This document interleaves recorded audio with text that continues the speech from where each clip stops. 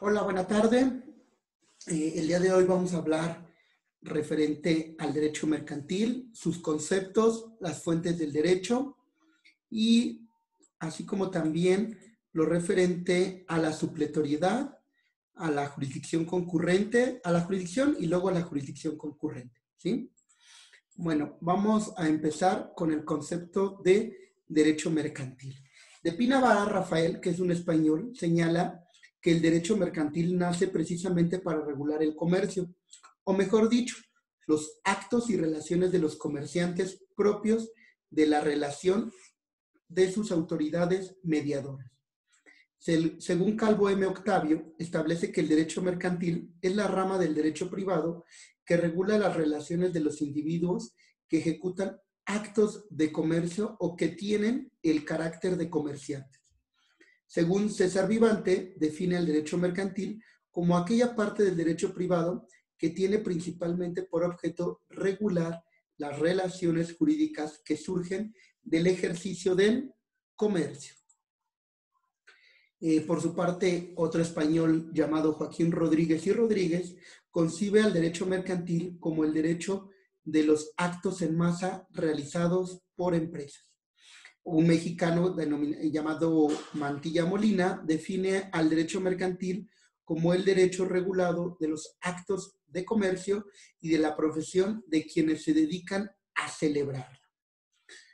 Por último, Raúl Cervantes Ahumada, un catedrático muy sapiente que incluso dio en mi facultad de Derecho, fue director de la Facultad de Derecho y director del Seminario de Derecho Mercantil, conceptualiza al derecho mercantil como el conjunto coordinador de estructuras ideales pertenecientes al ordenamiento jurídico general y destinadas a realizar o actualizarse principalmente en la actividad de la producción o de la intermediación en el cambio de bienes o servicios destinados al mercado general.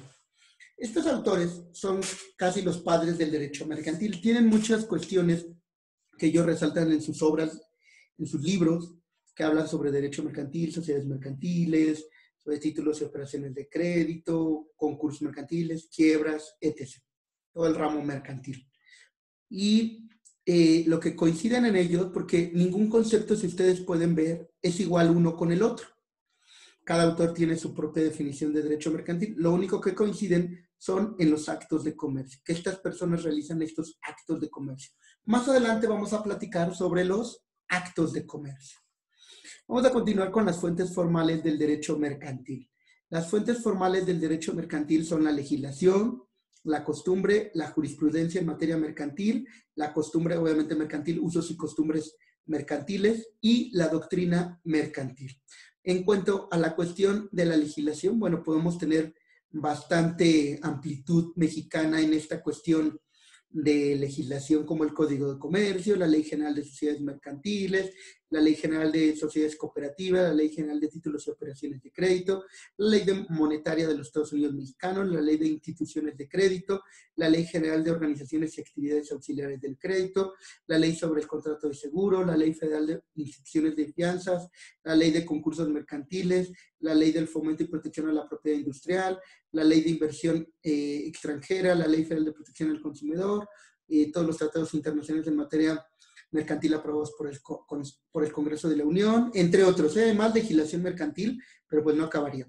Son de las principales. Ahora, vamos a hablar sobre estas fuentes del derecho mercantil, que pueden ser reales o materiales, históricas o formales, tomando en cuenta que las historias históricas ya vimos en otro video que compartí, referente a edad antigua, edad media y edad moderna, que son los antecedentes del derecho mercantil. Vamos a ver las fuentes formales en específico, ya que las reales son aquellos acontecimientos o fenómenos que hacen en la sociedad, es decir, aquellos acontecimientos que hacen que surja una ley. Por ejemplo, el movimiento de independencia crea nuestra primer constitución, pero ese movimiento es esta fuente real o material, como tal la independencia, el movimiento de independencia. La fuente formal va a ser la primer constitución, pero como el siguiente movimiento que hubo fue el movimiento de leyes de reforma, Entonces, esa primera constitución se vuelve fuente histórica y por consiguiente crea otro movimiento social a través de estas fuentes reales o materiales, que es este movimiento de reforma, y crea nuestra segunda constitución que en la época de Benito Juárez se instituye. Y esta es fuente formal. Posteriormente hay otro movimiento que es de revolución. Entonces esta segunda constitución se vuelve fuente histórica y da paso a que este movimiento, que es una fuente real o material, que es el movimiento de reforma, crea nuestra tercera constitución política, que es la de 1917, que al día de hoy tenemos vigente. Esto crea que dentro de las fuentes formales del derecho mercantil, bueno, tenemos a la jurisprudencia que aplica única y exclusivamente en materia mercantil a los usos y costumbres mercantiles que a falta de disposición expresa van a entrar a suplir de manera concatenada y supletoria con la legislación mercantil. Y como tal tenemos a la legislación mercantil que dimana del artículo 77, fracción décima de la Constitución. Todas las leyes mercantiles que ahorita en la anterior diapositiva vimos que son estas, que son solo algunas, solo mencioné algunas, pero hay muchas más legislaciones en materia mercantil. Vamos a hablar referente a la legislación mercantil y su competencia y ámbito de carácter mercantil, sobre todo porque ya habíamos hablado en este artículo, en la parte del artículo 73, fracción décima, referente a las normas jurídicas. Vamos a hablarlo ya en concreto. La legislación mercantil encuentra su competencia y carácter federal al fundamento jurídico de la Constitución Política de los Estados Unidos Mexicanos, ya que en específico en su artículo 73, fracción décima, nos señala lo siguiente. Artículo 73. El Congreso tiene facultad para legislar en toda la República sobre hidrocarburos, minería, sustancias químicas, explosivos, pirotecnia, industria cinematográfica, comercio, juegos con apuestas y sorteos, intermediación y servicios financieros, energía eléctrica y nuclear, y expedir las leyes del trabajo reglamentarias del artículo 123. ¿Qué es lo que nos importa? En la fracción décima lo puse con negrillas y mayúsculas y subrayado comercio, es decir, que es facultad del Congreso, es decir, ámbito federal, porque es el Congreso de la Unión, legislar en materia de comercio. Entonces, de ahí es el origen de su competencia en el ámbito federal. Vamos a hablar ahora sobre la supletoriedad en el Código de Comercio, ¿sí? En el artículo 2 del Código de Comercio nos señala que a falta de disposición del ordenamiento del Código de Comercio y las demás leyes mercantiles, será aplicable a los actos de comercio las del derecho común contenidas en el Código Civil aplicable en materia federal. Esto es importante. Repito, Código Civil aplicable en materia federal. ¿Por qué? Porque al ser la materia mercantil el ámbito federal o de ámbito federal, toda la supletoriedad primero o en primer lugar va a ir en el ámbito federal, ya sea el Código Civil o el Código de Procedimientos Civiles federales, en primer lugar. Vamos a leer el 1054, dice, en caso de no existir convenio de las partes sobre el procedimiento ante tribunales en los términos de los anteriores artículos, salvo que las leyes mercantiles establezcan un procedimiento especial o una supletoriedad expresa, los juicios mercantiles se regirán por las disposiciones de este libro y en su defecto se aplicará supletoriamente el Código Federal de Procedimientos Civiles y en caso de que no regule suficientemente la institución cuya supletoriedad se requiera, la Ley de Procedimientos Local respectiva. ¿Qué quiere decir esto? Bueno, que vamos a tener en primer lugar que ocupar la ley federal, es decir, el Código Civil Federal. Si no hubiese nada regulado, nos vamos a ir al Código Local. Pero si no hubiese regulado o suficientemente regulado sobre esa institución, entonces nos vamos a ceñir al siguiente orden supletorio, ¿sí? De lo contrario, siempre ocuparemos el ámbito federal. En el 1063 dice, los juicios mercantiles se sustanciarán de acuerdo a los procedimientos aplicables conforme a este código, las leyes especiales en materia de comercio y en su defecto por el Código Federal de Procedimientos Civiles y en último término por el Código de Procedimientos Civiles locales. El 1393 nos señala que no encontrándose el demandado a la primera búsqueda en el inmueble señalado por el actor, pero cerciorado de ser el domicilio de aquel, se le dejará citatorio fijándole hora hábil dentro de un lapso comprendido entre las 6 y las 72 horas posteriores. Si no aguarda, se practicará la diligencia de embargo con los parientes y empleados o domésticos del interesado o cualquier otra persona que viva en el domicilio señalado, siguiéndose las reglas del Código Federal de Procedimientos Civiles respecto de los embargos. Es decir, que todos estos artículos siempre nos señalan que el Código Federal siempre va a ser supletorio. En orden de jerarquía es el siguiente que sigue. Posteriormente seguiría el Código Local, pero primero, repito, siempre será el federal. No lo olviden, porque muchos abogados ocupan el Código Local en primer término y no es así. Siempre se debe de ocupar el Código Federal.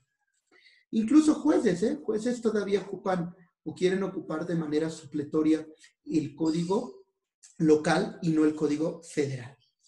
El 1414, referente a juicio ejecutivo mercantil, dice: cualquier incidente o cuestión que se suscite en los juicios ejecutivos mercantiles será resuelta por el juez con apoyo en las discusiones respectivas de este título y en su defecto en lo relativo a los incidentes en los juicios ordinarios mercantiles y a falta de uno u otro a lo que disponga el Código Federal de Procedimientos Civiles o en su defecto la ley procesal de la entidad federativa correspondiente, procurando la mayor equidad entre las partes sin perjuicio para ninguna de ellas. Vamos a hablar referente a la jurisdicción. ¿Qué es la jurisdicción? Bueno, es esta facultad que tiene el juzgador para conocer, resolver y ejecutar un juicio, ¿sí? Una demanda y un juicio. ¿Qué quiere decir esto? Bueno, que en esta jurisdicción vamos a hablar sobre la competencia en cuanto a la facultad de conocer.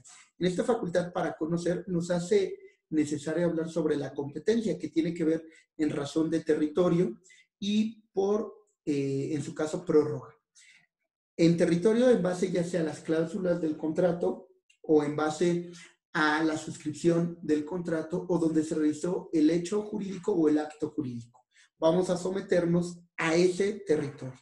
Y en cuanto a la prórroga va a ser de acuerdo al clausurado del contrato, si este señala que pese a que celebramos el contrato en la Ciudad de México, hay una cláusula que dice, en la cláusula 10ª, por ejemplo, que se someten las partes a la jurisdicción del estado de Guadalajara o de la ciudad de Guadalajara, Jalisco, ¿sí? Entonces, en ese supuesto nos vamos a ceñir a ese territorio de Guadalajara, aunque el contrato lo celebramos en la Ciudad de México debido a esta prórroga. También por materia, tenemos materia civil, mercantil, familiar, administrativa, penal, laboral, etc., todas las materias del derecho. Pero cuando tenemos un asunto en un ámbito, por ejemplo, civil, nos vamos a ceñir a los jueces de materia civil. Si tenemos referente a un divorcio, pues a los jueces familiares, o por ejemplo tenemos un asunto sobre un robo, un homicidio, pues en un juez de materia penal. Pero también puede haber prórroga, ya que esta prórroga se da porque los juzgados todavía no tienen el presupuesto necesario y este juez va a conocer de diferentes materias. Por ejemplo, un juez civil va a conocer del ámbito civil propiamente, del familiar y del mercantil. Entonces, este juez es concentrado para conocer estas tres ramas del derecho o estas tres materias en base a una prórroga. El grado tenemos primera instancia, segunda instancia. Primera instancia, que es ante el juez o acuo, y segunda instancia que tenemos ante la sala o ad quem. Por último tenemos, y no va a haber prórroga, por último tenemos a la cuantía.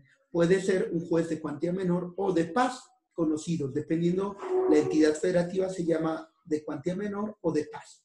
De paz, por ejemplo, es conocido en la Ciudad de México, en el Estado de México es conocido de cuantía menor, pero también en muchos otros estados es conocido de paz o en otros de cuantía menor. Ya que de acuerdo al delito, por ejemplo, el delito se cometió y no rebasa cierta cantidad, supongamos 80,000 pesos, y en ese supuesto, como no rebasa esa cantidad, entonces es un juez, quien va a conocer de ese asunto es un juez de cuantía menor. Lo mismo sucede con un pagaré, si no rebasa los 80,000 pesos, entonces conocerá un juez mercantil de cuantía menor. Lo mismo sucede con el ámbito civil, si a lo mejor es sobre la compraventa de un vehículo, si no rebasa esa cantidad va a ser un juez de cuantía menor. Pero no sucede esto en materia familiar. Esta es la excepción. Ya sea un juez, ya sea un divorcio, ya sea una pensión alimenticia, ahí no hay jueces familiares de cuantía menor. Todos los jueces familiares conocen desde una pensión muy pequeña, desde 1,000 pesos, hasta 1 millón de pesos, o de un divorcio que tenga que ver con 10,000 pesos hasta 100 millones de pesos. El mismo juez conocerá familiar de estos asuntos y ahí no aplica la cuantía, ¿sí? Solo en materia familiar, es la excepción. Bueno, vamos a hablar sobre la facultad de resolver. Dentro de esta jurisdicción hablamos que tenemos esta facultad para conocer, que ya la hablamos, para resolver y para ejecutar. Estamos ahora en la facultad de resolver, que inicia con una demanda si es en materia civil, familiar, mercantil, laboral, administrativa, pero si es en materia penal, con una denuncia, querella, etc. Bueno, ya tenemos esta demanda y lo que va a proceder es 3 de los momentos procesales que se tienen al presentar una demanda y los 3 diferentes autos que le pueden recaer a esta demanda por parte del juez, ya sea un desechamiento, una prevención o una admisión. Si fuese una prevención, pues si se subsana en el término correspondiente, puede ser que no la admitan o sea desechada de plano. Si es admitida, entonces, bueno, pasamos a la siguiente etapa, que es al emplazamiento. Una vez hecho este emplazamiento, entonces pasamos a la contestación de la demanda. Posterior a la contestación de la demanda, tenemos ofrecimiento de pruebas, desahogo de pruebas, alegatos, y por ahí, de manera intermedia, vamos a tener sentencias interlocutorias que, repito, no resuelven el fondo del asunto, solo una cuestión accesoria o una cuestión incidental. No resuelven el fondo del asunto. Y culminamos, después de los alegatos, con una sentencia definitiva, la cual sí resuelve el fondo del asunto, resuelve las prestaciones o pretensiones que haya solicitado la parte actora, ya sea condenando al demandado o absolviendo al demandado. Después, dentro de esta jurisdicción, tenemos nuestra tercera etapa, que es la facultad para ejecutar. Ya teniendo esta sentencia, como ya se los he dicho, podemos tener nuestra sentencia bien bonita, la podremos enmarcar, pero no sirve de nada si no la ejecutamos. Es necesario realizar la ejecución. ¿Cómo se realiza esta ejecución? Bueno, puede ser a través de un embargo de cuentas bancarias, un embargo de bienes muebles, un embargo de derechos como patentes, marcas, derechos de autor, entre otros, un embargo de inmuebles, casas, terrenos, haciendas, etc., que estén debidamente inscritos en el registro público de la propiedad.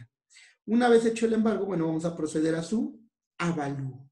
Una vez hecho el avalúo, la contraria va a presentar también su avalúo. Si ambos avalúos son contradictorios, se presenta a un perito tercero en discordia para que presente su dictamen. Si este dictamen, obviamente, es congruente con los bienes que se evaluaron, pues bueno, el juez lo va a tomar en cuenta. Posteriormente al avalúo vamos a tener lo que es la almoneda en pública y su adjudicación en su caso. Vamos a tener que la almoneda son estas publicaciones en periódico que se realizan para proceder a la venta de un bien que ya fue embargado y que ya fue presentado su avalúo.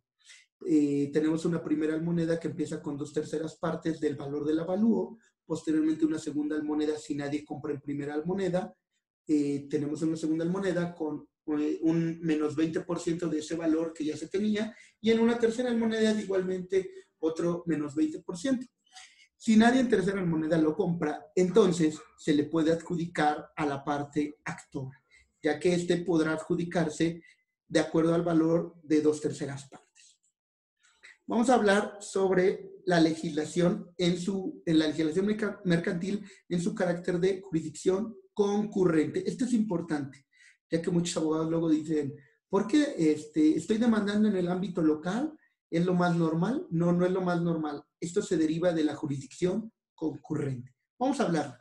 La legislación mercantil, al ser una materia especializada, cuenta con una competencia en jurisdicción concurrente de carácter federal, y esta encuentra su fundamento jurídico en la propia Constitución Política de los Estados Unidos Mexicanos, ya que el artículo 104, fracción 2, nos señala lo siguiente.